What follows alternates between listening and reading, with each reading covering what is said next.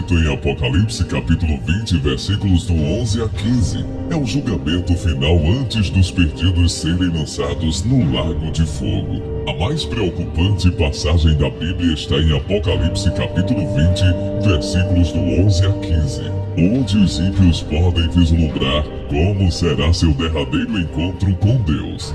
Estes versículos descrevem o julgamento diante do grande trono branco, que aconteceria ao fim do reinado milenar de Cristo sobre a terra. Depois vi um grande trono branco, e aquele que nele estava assentado. A terra e o céu fugiram da sua presença, e não se encontrou lugar para eles. Vi também os mortos, grandes e pequenos, de pé diante do trono, e livros foram abertos. Outro livro foi aberto, o livro da vida. Os mortos foram julgados de acordo com o que tinham feito, segundo o que estava registrado nos livros. O mar entregou os mortos que nele havia, e a morte e o Hades entregaram os mortos que neles havia, e cada um foi julgado de acordo com o que tinha feito. Então a morte e o Hades foram lançados no lago de fogo. O lago de fogo é a segunda morte. Se o nome de alguém não foi encontrado no livro da vida, este foi lançado no lago de fogo. Hebreus capítulo 9, versículo 27 afirma que aos homens está ordenado morrerem uma vez, vindo depois disso o juízo. Nossa posição em Cristo determina nosso julgamento. Imediatamente após o arrebatamento, o crente comparecerá perante o tribunal de Cristo.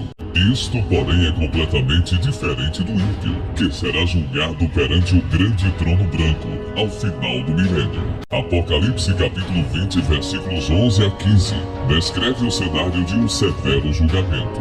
Após os 1000 anos do reinado de Cristo na terra, Satanás será solto do abismo e mais uma vez fará guerra contra Deus, enganando e convencendo muitos a seguirem, enquanto o próprio Satanás será lançado no lago de fogo. Comparecerão perante o grande trono branco todos os não salvos de todas as eras. Em João capítulo 5, versículo 22, lemos que o Pai a ninguém julga, mas deu ao Filho todo juízo. E em Romanos capítulo 2, versículo 16, Paulo escreve sobre o dia em que Deus há de julgar os segredos dos homens por Jesus Cristo. Romanos capítulo 2. Contudo, por causa da teimosia e do coração obstinado, você está acumulando ira contra si mesmo, para o dia da ira de Deus, quando se revelará o seu justo julgamento. Deus retribuirá a cada um conforme o seu procedimento. Ele dará vida eterna aos que, persistindo em fazer o bem, buscam glória, honra e imortalidade. O povo julgado no grande trono branco, os mortos grandes e pequenos, diz respeito a todas as pessoas que viveram ao longo da história e a despeito de sua posição social, morreram sem conhecer e aceitar o sacrifício de Jesus Cristo por seus pecados. Estejam na terra, no mar, em covas ou criptas, os restos desses mortos serão restaurados e reunidos às suas almas e espíritos. Ressurretos comparecerão perante o grande trono branco. Após a morte, a alma continua a existir.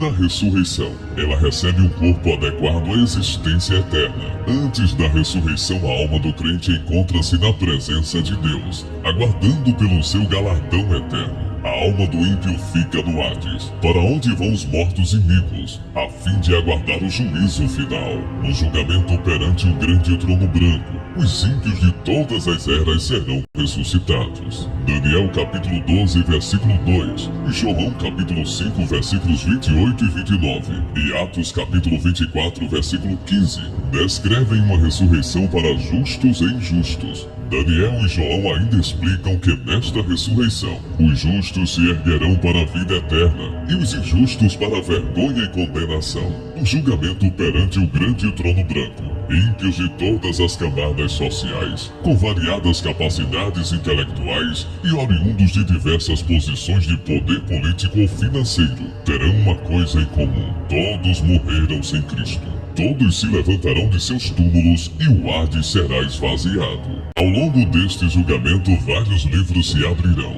Os registros de todos os atos e pensamentos secretos dos ímpios serão revelados. Em Eclesiastes capítulo 12, versículo 14, lemos: Porque Deus há de trazer a juízo toda obra, e até tudo que está encoberto, quer seja bom, quer seja mal. Como vemos em Gálatas capítulo 3, versículo 10, aqueles que vivem debaixo da lei serão julgados por ela, a menos que aceitemos a misericórdia de Deus, que nos é oferecida por meio de seu Filho.